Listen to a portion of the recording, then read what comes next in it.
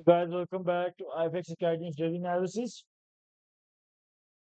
So what are we going to do today? That is the question. And for today, I'll answer it very easily.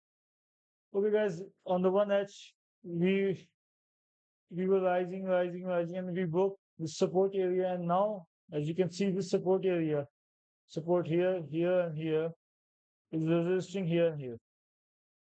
So I'll simple it down and say, just guys, for today, as long as we are below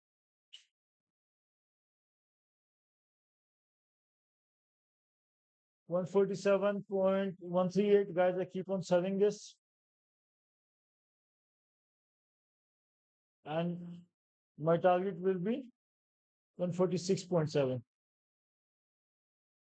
And if you break above this, you will be seeing 147.898.